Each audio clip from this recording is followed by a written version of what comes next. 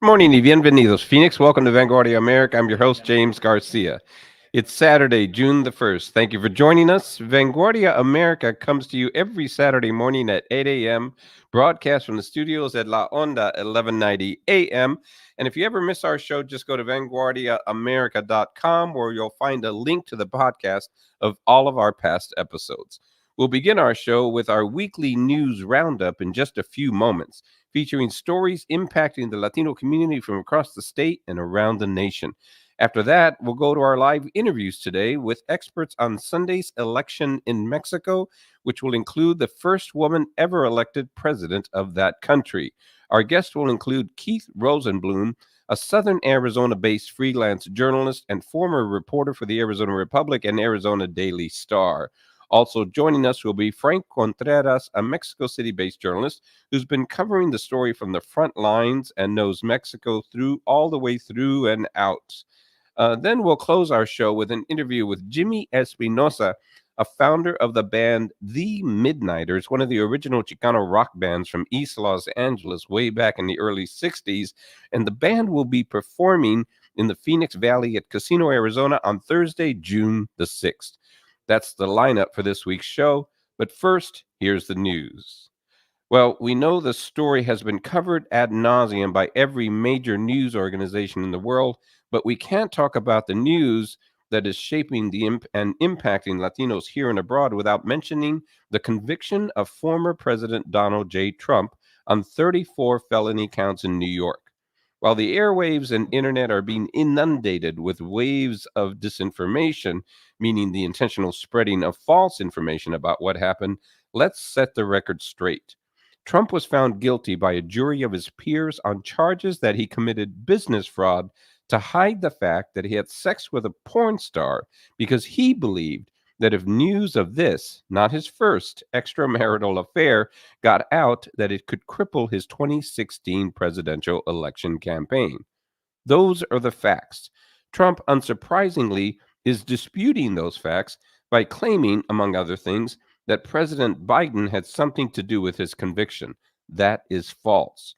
Trump was tried by a New York City prosecutor for violating New York State statutes. End of story. He broke the law, he got caught, and no amount of money or threats or insults aimed at the judge and jury were able to sway the 12 peers of his jury from their sworn duty. The lawyers argued their case, the jury heard the facts, and they issued a verdict. That's the way the system is supposed to work, and it did.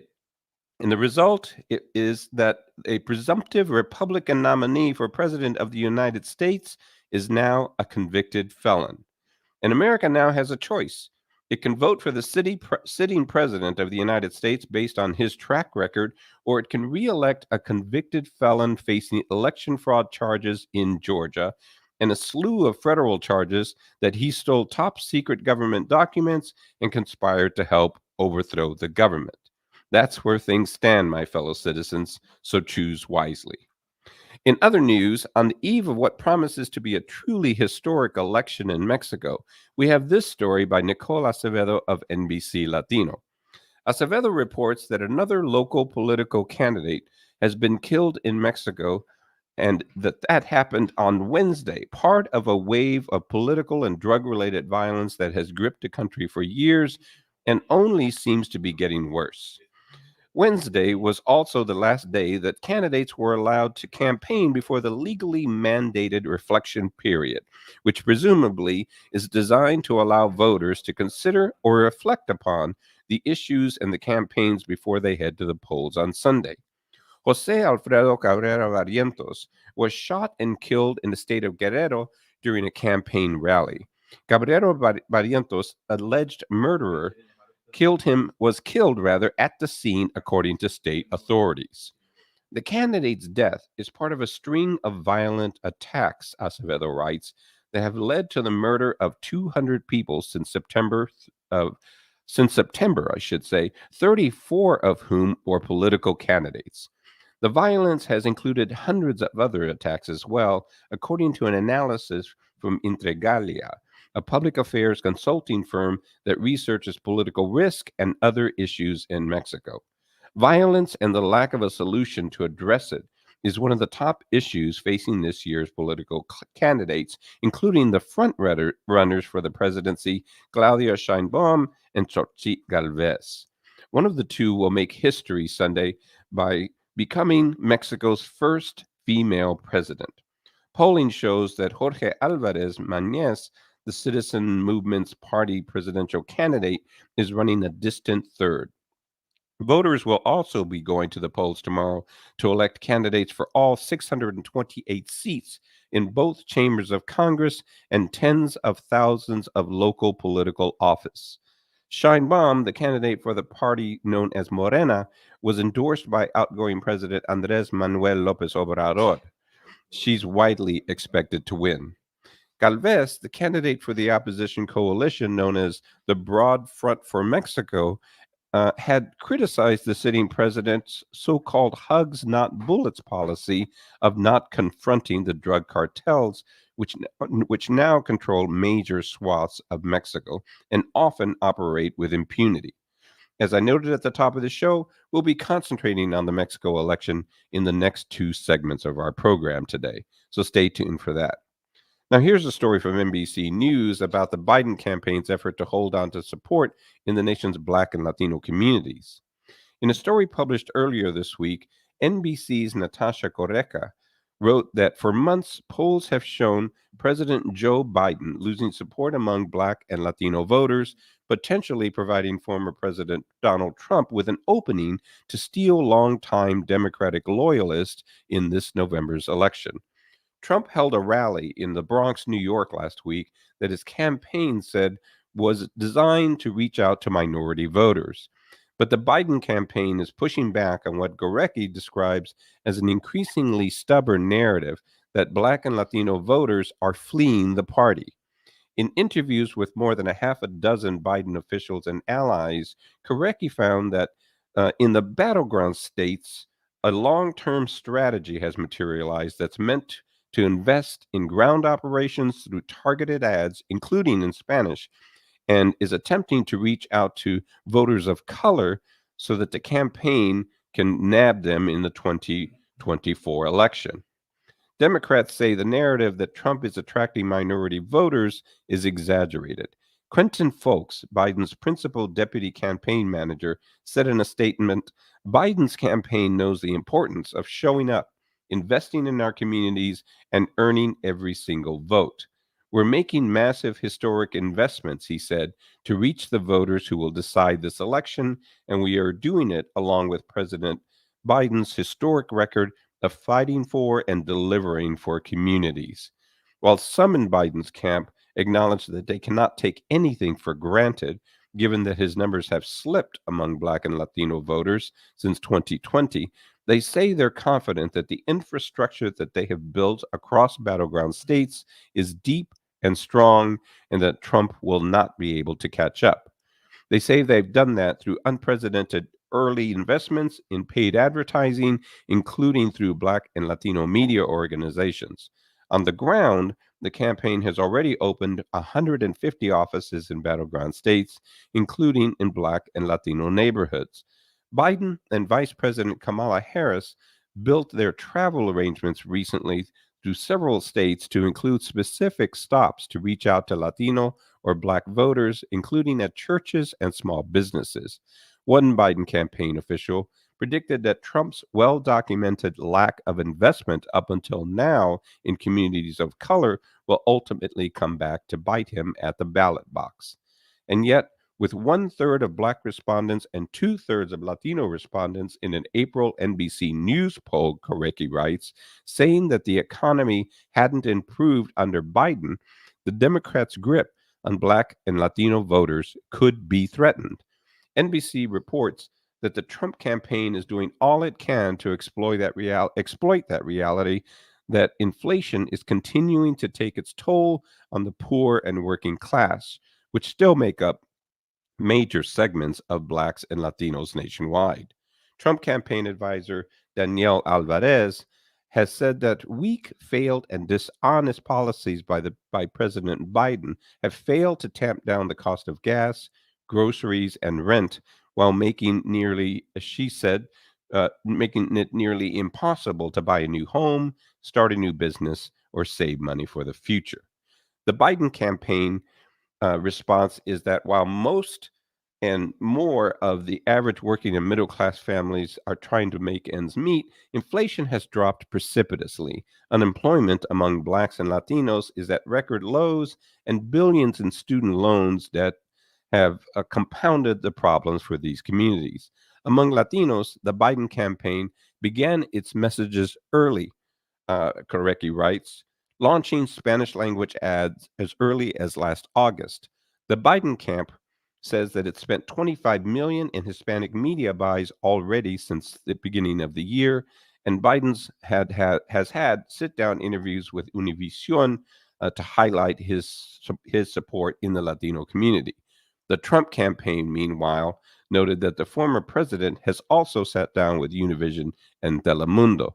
The campaign has recorded pieces in different Spanish accents as well, say Biden officials, including this as part of their Latino outreach strategy.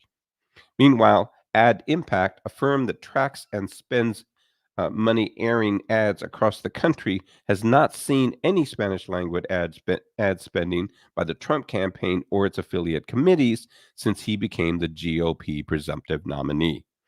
In addition to the Biden spending, in April, the Latino group Somos Votantes, a liberal nonprofit, and its political action committee have announced that they will be spending $57 million to turn out Latino voters for Biden.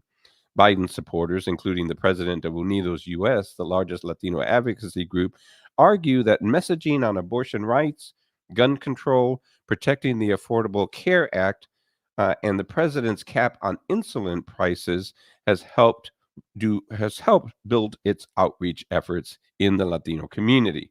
And they also cast Trump's past rhetoric as offensive, including his declaration that immigrants were poisoning the blood of our country and his promise to follow through on the immediate deportation of immigrants by the millions. That's our news roundup for today. In a moment, we'll be back with Keith Rosenblum, Frank Contreras, and to talk about the Mexico election tomorrow. Thank you for joining us. You're listening to Vanguardia America.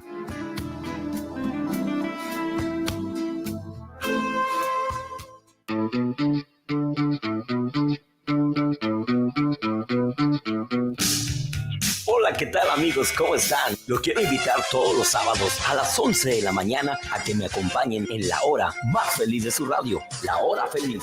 Música retro, música de los 80, música que marcó tu juventud. Sé parte de la historia de nuestra música. 11 de la mañana, todos los sábados, en la hora más feliz de su radio. Y recuerda, la música se lleva en el corazón. La Hora Feliz de la 1190.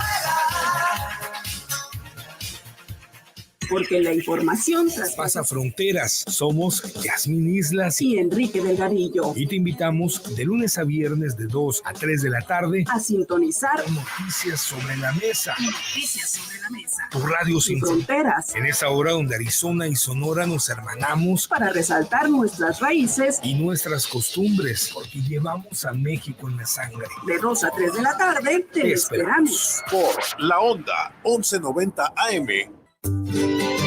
AARP Arizona Hispanic Connection presenta Hablemos de Salud, Dinero y Amor. Una conversación interactiva sobre temas relevantes para hispanos latinos. Acompáñanos los martes de 1 a 2 de la tarde por esta estación y por Facebook en AARP Arizona Hispanic Connection. Arizona Hispanic Connection. Únete a la conversación. I'm James Garcia, the host of Vanguardia America. Thank you for joining us. We're going to welcome now our guest, Keith Rosenblum, who lives in southern Arizona as a journalist there and has been covering the border and Mexico and related issues for a long, long time. And we want to thank you for coming on, Keith. We really appreciate you joining us. In addition, we have Frank Contreras, who's dialed in from Mexico City. Frank is a foreign correspondent there who's been there for several decades, knows the country in and out, and gave us a sneak preview a few months ago of this election. But we're glad to have him back on the air so that we can catch up in anticipation of tomorrow's ballot that's going to be happening in terms of the national election there. So thank you both for joining us, gentlemen. Good morning. Thanks for the opportunity. Hi, James. Yeah, glad to be here. Thank you so much. Let's just start right away with getting your assessments. If we could start with you, Frank, on what's happening in terms of right there on the front lines with regards to the leading candidates and how the country is responding to the issues that have been laid on the table for this year's presidential campaign, and certainly the aspect that includes the fact that at least one of those two leading candidates is going to be elected, and the country will have its first female president. That's right, James. I'm glad to be speaking with you live from Mexico City about this important election. All observers who we speak to here, experts in politics, political analysts, economists, they're all calling this the most important election in Mexican history. Why? Not only is the presidential race up for grabs here, and most probably, as you point out, Mexican voters will make history on Sunday, and most likely they will elect a woman president. But it's not just that. They're also going to vote for the entire lower house of Congress. They're going to vote for the entire Senate. They're also going to vote for 8 governors' seats throughout the nation in various states that we'll talk about here in a second. And of course, the mayor's race here in Mexico City is also up for grabs in Sunday's election. So it's definitely a huge vote. Millions and millions of Mexicans will be coming out to cast their ballots starting at 8 a.m. local time here in Mexico. And it's going to be huge. Now, polls indicate that the front runner by far, and in some cases by more than 20 percentage points, is the former mayor of Mexico City. Her name is Claudia Sheinbaum. Claudia Sheinbaum is a PhD. She has a doctoral degree in engineering and sustainable energy. So in times of global climate change, global experts are looking at her to sort of lead the way in Latin America on how to move this big nation to the south of Arizona toward their goals for meeting climate change goals and bringing more sustainable energy. Sheinbaum served 6 years as the mayor of Mexico City, and so she has a lot of experience governing what was one of the biggest cities in all of the hemisphere in this part of the world. And was she considered a popular mayor? Was she considered a successful mayor? It depends on who you ask.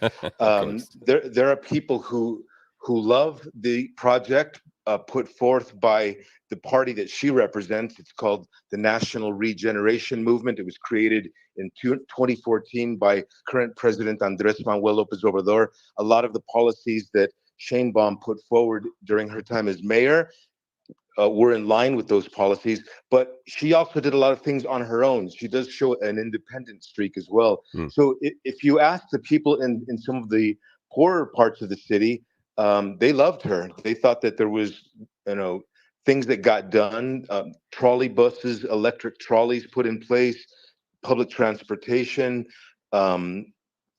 bikeways, certain roadways were rebuilt in the areas, and lighting put up in places where darkness basically prevailed at night in some parts of the city. So she was popular among these supporters, but there's also a large number of people in Mexico who do not like what the Morena party is doing. It's usually middle-class Mexicans. They're concerned that the Morena party candidates, Sheinbaum, are maybe giving out too many handouts to people, helping them with financial deposits each month, helping to try to raise people out of poverty. So it just depends on who you ask. My perspective as somebody who has lived in Mexico City since 1996, it does seem like overall the city is progressing, that things are working. but I'm speaking to you from a very nice neighborhood. It's not the more difficult places to live, I James. understand. I understand. And who is the runner-up, if you will, the person who is sort of the second leading candidate, Xochitl Galvez? Talk just a little bit about her. She's a senator here in Mexico. She served in the cabinet during the administration of President Vicente Fox in indigenous affairs. So she does have some experience in government. Um, she is an entrepreneur, somebody who has worked in the computer world, in data and that sort of thing. So she's a data engineer as well. She is the second place candidate. As I said, polls indicate that she's kind of far behind, so it's going to be tough to close the gap here. But she does have her supporters. She had a closing campaign event this past week in Monterrey. It was massive. Previously, here in Mexico City, she brought tens of thousands of people to the main plaza here that that you've walked around, James, the Zócalo. Zócalo here in Mexico City, and it was completely packed in all of the streets leading in. So when you do that, it's usually more than 100,000 people, as you know. So she is able to get out huge numbers of people. She is the candidate for a coalition of different parties. And some would say it's a strange coalition because it includes the National Action Party in Mexico. That's Mexico's more conservative party, more business-oriented party. It's also a coalition that includes a left-leaning party. So you would think, well, how do those two meet up? The left-leaning party of the Democratic Revolution. You remember in your days as a correspondent here, James, that was one of the first strong leftist parties that was created here in Mexico. So that's part of the alliance. And then the third member of the alliance is the Institutional Revolutionary Party. This is the old guard, party. the old guard that's been there Yeah, since this is the old guard. 1929 or something like that. Absolutely. This is the old guard. They talk about the dinosaur political party. It's the party that governed Mexico for 71 consecutive years. That's amazing. From 1929 onward. Let me do this. Let me turn to Keith Rosenblum, who is we've connected with him in Tucson, where he's based. Keith, you have written particularly recently, and perhaps more than once, about what you consider sort of the leading issue that the new president, whoever that will be, will have to contend with, which is the persistent violence that has gripped the country, across the country, and much of it, of course, tied to the narco trafficking groups. But we've also seen a wave of political killings over the last year or so as well. Talk about that. I mean, how is that going to factor in? And are these candidates equipped, if you will, to deal with that issue? Thank you for the opportunity. I'm bleak when it comes to whether either Xochitl Galvez or Claudia Sheinbaum is capable of doing anything to address what I consider to be issue one. You've heard this kind of cynical and kind of greedy line about it's the economy, stupid. I'm so tired of that. It's such a cliche line, and it's actually not true.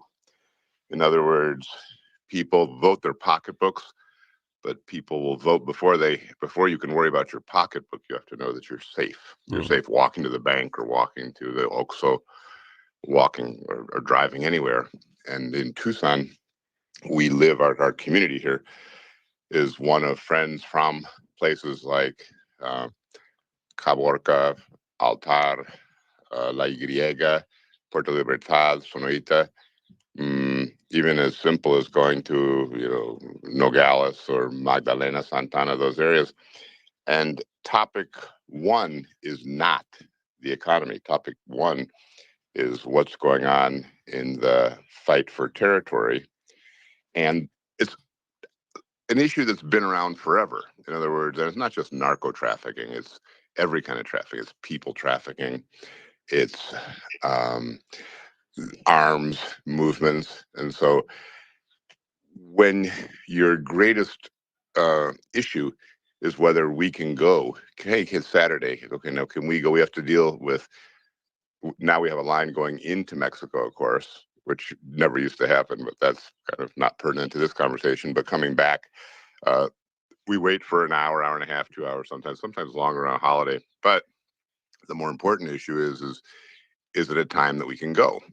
And so I have a good friend who lives in Caborca, and he'll explain to me that you're now regimented, and you'll get up around 6 or 7 o'clock and go to work in the morning, and then around it's basically daybreak to dusk is when you're allowed to circulate. And one of the things that I wrote about recently in the newspaper here, the Arizona Daily Star, where I was a reporter for 12 years in the last century, it sounds funny to say it that way, was about traveling. I made a decision to travel recently from Altar to Sarik and Sarik to Sasave.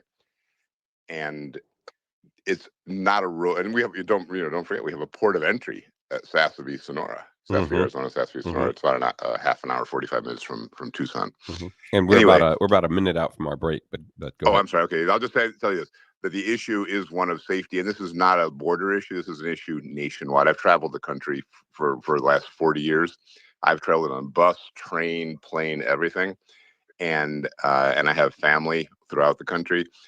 Issue number one is safety. And is not being addressed by anybody. The Guardia Nacional is more facade than it is reality. They've gutted the police investigatory institutions. It's not a safe scenario. Neither of the two presidential candidates will be able to do anything about it. Well, that is a bleak perspective. Frank, when we come back from our break, I'd love to hear from your point of view whether violence is an issue that people are concerned with nationwide there, and if enough is being done about it, of course. But then also, I'd like for both of you to talk about this historic aspect of a female president being elected there, possibly for the first time.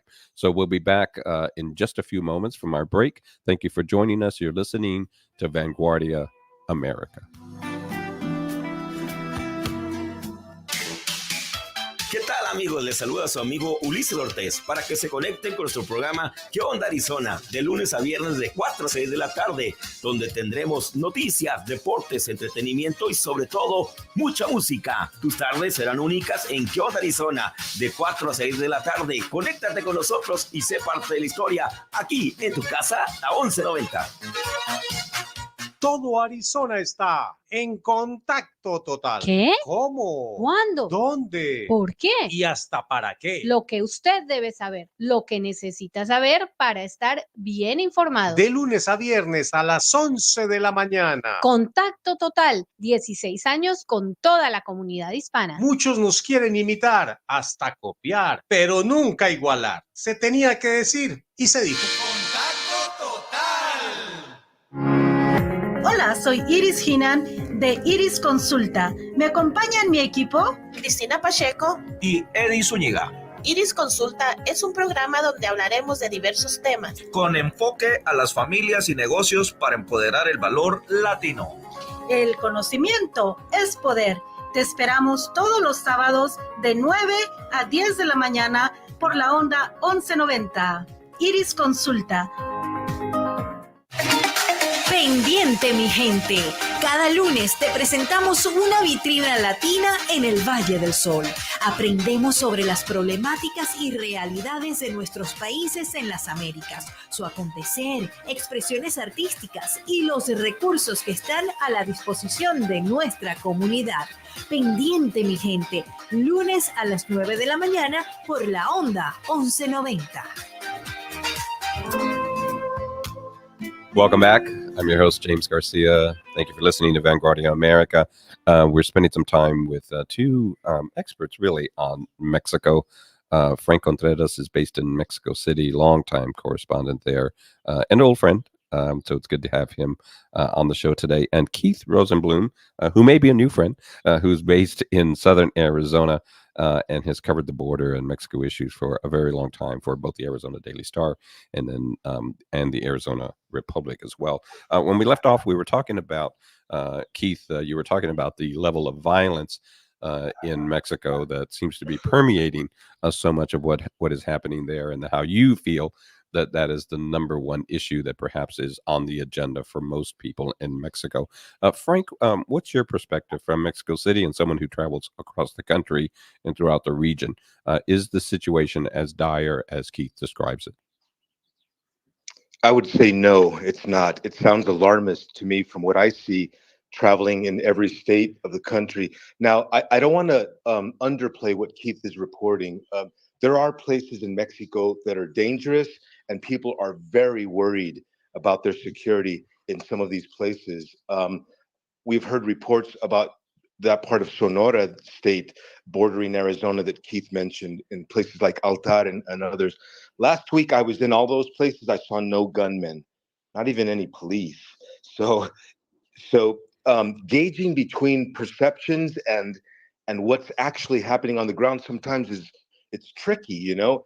And certainly there are places in Mexico where there have been political candidates killed. We know that at least 27 candidates were killed. These are people at the mayoral level or city council level who've been killed in different parts of Mexico. Some of the violence has taken place, for example, in the southern Mexican state of Chiapas. There was a candidate killed there. Some gunmen opened fire on the crowd. That's a new thing that we're not seeing, that we had not seen before. Political And are they? assassinations in elections. I was going to ask you that. Are they being killed for political reasons, or are they crossing paths with narcos, perhaps, who control a certain area of the country? It's hard to know for certain, but the knowledge on the ground from local residents is that it has to do with drug trafficking and organized crime. And as I was about to say, the difference that we're seeing now, because there have been assassinations of this sort in previous elections, and about the same numbers. But what we're seeing differently now is in some locations of Mexico, you do see gunmen opening fire on the crowd. That happened in a couple of places. But I want to be very, very careful here on how we portray Mexico. Where I'm standing right now, I look out the window. It's a sunny day. I see a family crossing down in the street below right now. They've got a stroller, their little dog. It's very safe. This is Mexico City. Okay. We were in the state of Chiapas recently reporting, my team and I reporting on the migrant phenomenon. And what I noticed from a political analyst I am in touch with at Rice University in Texas, he's an expert as well on security in Mexico, and he showed a map of Mexico with states painted red where there's a lot of violence taking place, allegedly. And because of one or two acts of violence in Chiapas state, the whole state was painted red. That would be something like this. If there was a killing that took place at a bank in Phoenix, and then you made the whole state blood red, and then the whole state, from an outsider's view, would be considered a dangerous place to visit. That's and you make a fair point. You make a fair point in this sense that often Chicago is described, particularly by the right wing here in the United States, as being an extremely dangerous city, and certainly areas of Chicago are dangerous, and certainly there have been a number of gun-related killings, tragically, of course, but it doesn't necessarily mean that the entire state of Chicago, or the entire city of Chicago, or the state is a dangerous place inherently. So point taken. I do want to close out this particular part of the conversation, though, in acknowledging and please chime in, either Keith or Frank, on the fact that there are pockets of Mexico that truly are controlled by the international drug trafficking. Yeah, no doubt. Right? That definitely happens, and it's a concern, and it is a key election issue, security or insecurity in many places.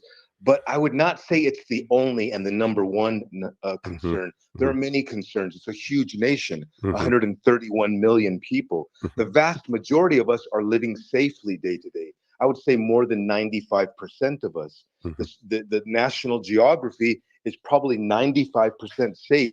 That's why you get 34 million U.S. visitors every single year. Yeah, tourists, you mean, and other tourism, visitors, yes. Tourism, yes. Yeah. So it is an issue in specific places, but I do not want to give our listeners the idea that Mexico is, an entirely dangerous place. And a lot of people do have that idea. My own family members in Tucson have the idea that they can't come here because of the description that Keith was giving. They have this idea that it's extremely dangerous. And I'll tell you, I was on that highway between Tucson, Nogales, Altar, Hermosillo, twice this past week, and I didn't see any problems of that sort. So, but I don't want to downplay some of the places where danger is taking place. It is very real, in certain towns in Guerrero State and others. So Keith's point Keith, is in that sense. I would like to switch over to the topic of the first female president being elected. But if you have like 30 seconds just to close out your thoughts on the point you were making earlier about violence in Mexico. There's a Julio Iglesias song I love from the 90s, Si me dejas no vale, and then the stanza after that is Me parece muy caro el precio que ahora tengo que pagar. Mexico's passivity up until now is going to have a cost in not dealing with violence, and the issue really is one of institutions that can do something. And so organized crime and violence, Jim, is not about people coming and attacking Keith with a club. Violence is what happens when you're told that your piso, that your protection money is going to be 5% or 10% of your net revenues for a business. That permeates the entire society. And so that is not violence that we got to worry about with a gun, but that's as serious a violence and as serious as corrosion of a society. That's what Mexico's been going through now steadily. So there's violence of a physical nature and there's violence of a societal nature. And that's where Mexico is today. And the country has some dues to be paid for past inaction. And that's where this president, whoever it's going to be, is going to have to make that call. I don't really attach a lot of significance to female president. I'd love to see a Jewish scientist become president of Mexico, but I think Claudia Sheinbaum's an idiot, and I don't think that Xochitl Galvez is much better. So, not a fan of Claudia I don't share Sheinbaum. The commemoration value of this as anybody else. I don't think either one is a suitable candidate for Mexico in 2024. Okay. Frank, are either of these candidates suitable, and does Mexico care that it's going to elect the first female president? If you ask women, they're extremely excited about this across Mexico. Women across Mexico, it's still a very macho culture. Yeah. This is the reality here today in 2024 in Mexico, across the country, especially outside the cities. In the cities, it's sort of starting to change a bit. The presence of women in politics, in leadership roles in business is definitely growing. You can see it. But throughout the country, in the rural areas, it's less the case. And so violence against women is an issue here as well. That's another issue, depending on what part of the country you're in. So I think that there are some people who feel very excited about the idea that Mexico will most likely elect a female woman for their president for the first time in history. What kind of difference can a woman make from a man? I was about to ask. Really, I don't know if I would say that Claudia Sheinbaum's time as mayor of Mexico City was the details of her leadership were marked by the fact that she was a woman or not. Maybe a woman online right now with us broadcasting on this show would say something different. But just for our audience's sake, there were two women who were invited to today's show who could not make it, unfortunately, at the last minute. But thank you. But that's a point well taken. Yes. But no, I understand. So my feeling personally is we are about to see one of the most highly educated politicians elected to one of the highest offices in Latin America in history, in any country, not just Mexico. This is a person who was part of a team that won a Nobel Prize to fight climate change. She did play a key role on that. Whenever she's asked about it, she always downplays that. She says, "Well, I was among other great scientists who put forward policies that won this prize." But she does have a great amount of ability, political ability. She's considered a very stern leader. If you step out of line, she's been known to yell at members of her team. Somebody said, does that indicate that she's just kind of off the handle sometimes? A woman who is a leader They're in here the kitchen right there. in the feminist, the feminist movement here said, well, what happens when a man yells to his team? That's considered strong leadership. So I think you're looking at a pretty powerful politician. A big concern for her is she going to only follow lockstep the leadership of the current president, the founder of the Morena party, Andres Manuel Lopez Obrador, who still holds a very high level of approval among the public here, and in public regarded opinion as polls. extremely popular yet, right? I mean, He still is, and he won a landslide victory in the previous presidential election. So Morena is going to try to repeat that. They're really going to try to get a super majority in the legislature and try to win the 8 governors races that are up. I believe Sonora is not electing a new governor here, your state to the south, but there are several others throughout the country that are. And so, the big question is, can she cut her own path forward as the leader of Mexico, and what will that look like? And it is looking like Sheinbaum, but you never know in elections. You never know. You never know with elections. Yeah, surprises happen. I have about 30 seconds for each of you. If you and I apologize that it's only 30 seconds, but a quick thought about will the election of a new president there, if it's Claudia Sheinbaum, for instance, will that improve relations with the U.S.? How will the relationship between Mexico and the U.S. proceed? And again, we only have about 30 seconds, so please, Keith, if you could. It won't matter. And the reason it won't matter is because if I go to Sky Harbor Airport, if I go to LA or San Diego, whatever, Mexicans and Americans have spoken a long time ago. Government is almost irrelevant to the relationship between the U.S. and Mexico. Try getting from Mexico City to Moscow or to Havana or anywhere in the country there. I believe that the relationship between the U.S. and Mexico is superb, actually, will continue to be so. I don't think that the election of either candidate is going to make much of a difference. Yes, in some areas, but I'm optimistic about the relationship between two peoples and cynical about the roles of government and from both countries. Okay. Okay. Frank, final thoughts. You got about 30 seconds. So I agree with Keith. Definitely the U.S.-Mexico relationship is strong no matter who's in office. Mexico right now is the #1 trading partner for the United States. It surpassed China, mostly because the Biden administration has sort of cut back on ties, commercial ties with China. And so stepping up to fill that gap is Mexico. We started to see this past year trade at the Nuevo Laredo crossing on the border surpassed the port of Santa Monica for the amount of money moved every single day in the billions of dollars. So Mexico is really a strong partner in terms of commercial trade. Mexico is a very important partner when it comes to dealing with the immigration issue. Mexico knows that it needs the United States to deal with the violence issue that we've been talking about. A lot of guns are still coming in from Arizona and from other border states into Mexico. So Mexico wants to work with the United States on that. The foreign relations minister, rumors are rolling around that he's a former leader at the National Autonomous University here in Mexico City. And so it's somebody who's kind of well respected in the political community if he does get the nod. So I think there's, to some degree, the cabinet will matter, but the relationship is strong. I think, if Donald Trump wins the election in the United States, that will bring a different tone. If Biden continues, immigration will probably continue to be an issue. So Mexico will have to be an important partner, and I think Washington knows that. Yeah.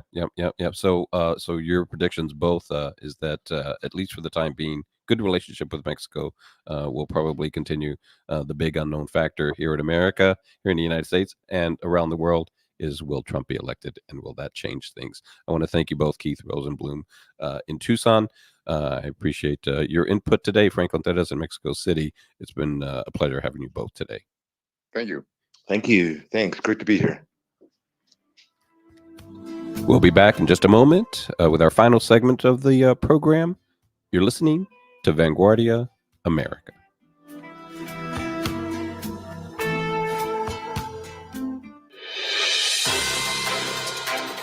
La información local de manera precisa, veraz y con experiencia. Soy Daniel Aguirre. Acompáñame y empieza tu día bien informado con las noticias en las que puedes confiar. Compartimos las mismas calles, los mismos deportes y nos afectan las mismas condiciones del tiempo. Noticias Enlace 1190 con Daniel Aguirre en la onda 1190M y Facebook en vivo de lunes a viernes a las 7 de la mañana.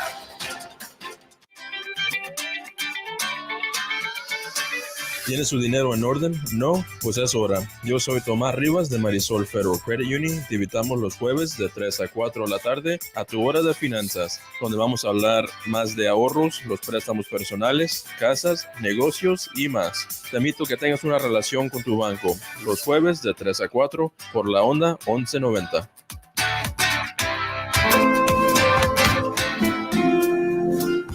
Welcome back to Vanguardia America. I'm your host, and this is the final segment of our show. And if you listen to the show, you know that we usually like to cap off every episode with something a little bit lighter, something in the arts. And so today we have Jimmy Espinosa from The Midnighters, who are going to be in town at Casino, Arizona on Thursday, June the 6th. Their show starts at 8 p.m.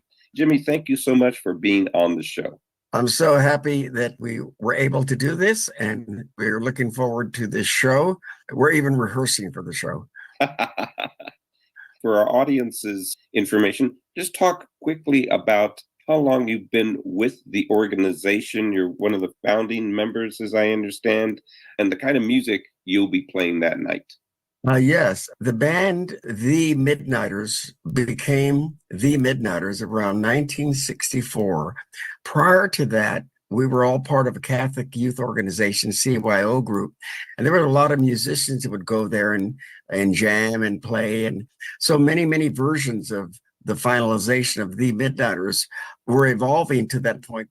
It was an instant rapport. There was a magic and a spark with that combination of musicians. Interesting thing about the band, a lot of us had our roots in Catholic school at Salesian High School, and there was a wonderful band director there named William Taggart, and he was such an inspiration. And the band, basically, most of them were very formally well-trained musicians. We weren't just jamming. We actually could read music, orchestration. I played the tuba before I even played the bass. That's fantastic. And the tuba is back. Oh, I know. Boom, boom, boom, boom, boom, boom, boom, boom, boom, boom, boom. That's my bad rendition of a tuba. But anyway. Now, why the? Why THEE? Why emphasize that? The name? Well, first of all, there's a band out of New York City called The Midnighters, and that's THEMIDGHTERS. Okay. So we couldn't use that because Hank Ballard, would be a copyright infringement. So we dropped the GH and made it like Midnighters. People would say Midnighters. No, it's Midnighters, like late night with David Letterman. Night, Midnighters. And then we added the E, capitalized the whole thing. And of course, the is like presenting the President of the United States. So it was actually a self-fulfilling prophecy of us lifting up the group because we felt something special. It gives it a bit of a Shakespearean air as well. I think so, because a lot of the groups after that adopted that, the Ambertones, the Impalas. But the main important thing that I would emphasize is that it was a very well-schooled, very savvy group. Each of the band members were in love with the talent of their fellow musician and respected it. It was just a great team. For instance, Danny Lamont, the drummer, he passed on about 2 months ago, regrettably. Oh, sorry to hear that. But he loved Hal Blaine, who was a studio jazz drummer, pop drummer of the 60s. And he loved Ed Shaughnessy and all the great drummers. So, as well as all the rockers. And I used to love his playing. So we would just sit there and jam and play just bass and drums. We'd get there 2 hours before rehearsal just to jam with each other because we just enjoyed each other's playing. And we had a rhythm guitar player named Roy Marquez who had all those beautiful chords down. He studied with a great jazz musician for a while. And then our lead guitar player, who was unschooled but a natural, He could play all the Johnny B. Good stuff. His father was a flamenco player, and he had a great set of ears. So anything he heard, he could play. And then we had a horn section, trombone and tenor. That was a whole other addition to the chemistry of the group. Romeo Prado and Larry Rondon, they did tributes to great jazz combos like the Jazz Crusaders. And then we shared a love for salsa music. All the Tito Puente, Tito Rodriguez, Gran Combo, Celia Cruz, Johnny Pacheco. And also, we loved Henry Mancini, Frank Sinatra. Frank Sinatra was our hero. Johnny Mathis, all the great legit singers. Did Tony Bennett fit into your pantheon? Tony Bennett, my Lord, master. What a genius. So the band fell, and I'm saying broadly because obviously you have diverse influences, but fell into that category of sort of the early Chicano rock movement. Came out of LA, and came out of East LA in particular. When you talk to people who maybe didn't follow Chicano rock and weren't familiar with the origins, the musical influences that you described all shaped the Chicano rock sound. Is that correct? We certainly had our place in history as being, I would say, foundational. How much foundational? Well, it has to start someplace, but I would say extremely foundational in developing the Chicano rock, Latin jazz sound, if you will, influenced by Afro-Cuban rhythms also. But prior to us, there was Richie Valens, and there was Lalo Guerrero, and then all the Lalo Guerrero, by the way, originally from the Tucson, Arizona area. A giant in music in general, right? Yes, absolutely. So it was a melting pot, but I would say 1964, when the Beatles hit, that's when the Midnighters hit. Well, the Beatles hit before, and we were enamored by them. And in fact, we used to call Liverpool the sister city. I mean, East LA was the sister city of Liverpool because it was, it was impoverished or what.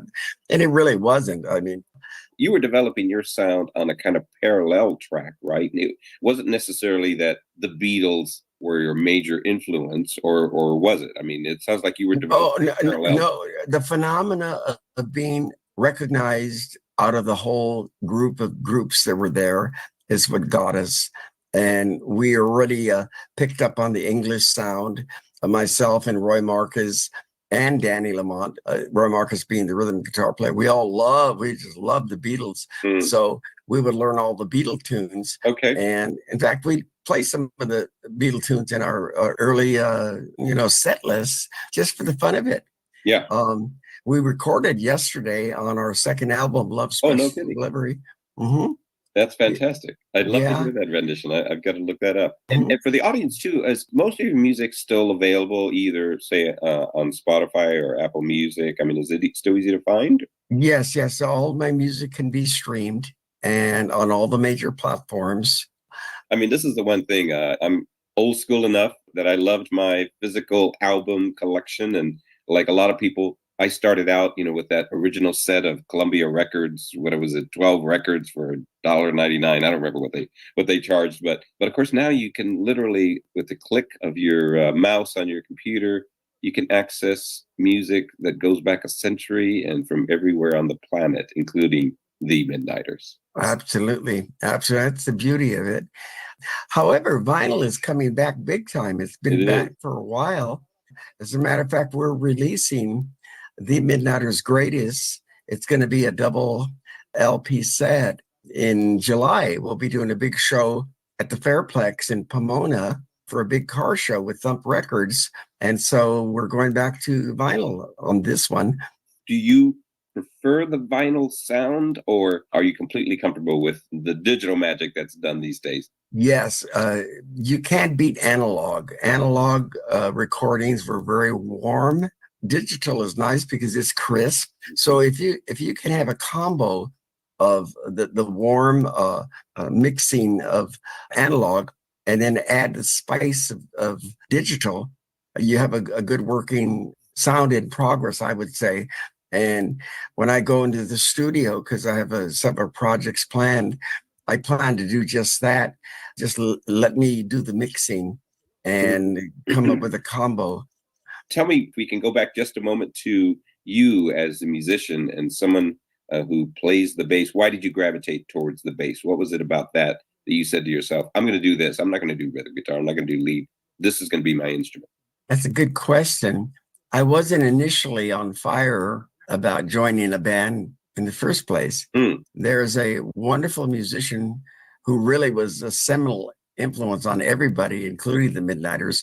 His name was Johnny Gamboa, and he had a band called Johnny and the Crowns. And I cut my teeth in Johnny and the Crowns.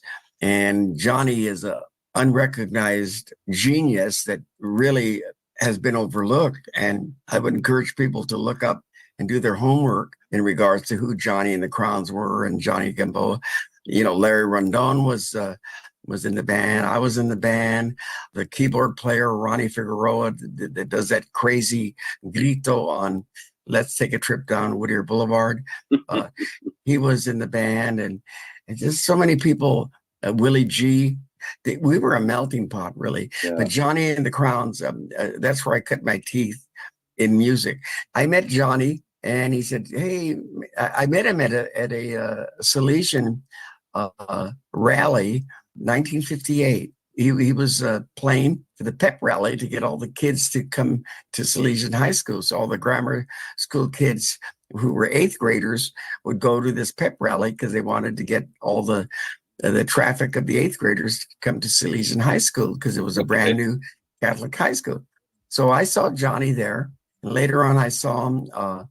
We were talking and we became friends. And he said, hey, man, come over and join my band. And I said, well, why would you want me to join a band? He goes, well, it's a great way to meet girls. I said, well, I don't need a band to meet girls. and then we hit it off. But did you even play an instrument at the time? I didn't play anything. He said, come over. And so I came over and he taught me some background singing. Ooh, wow, ooh, wow, ooh.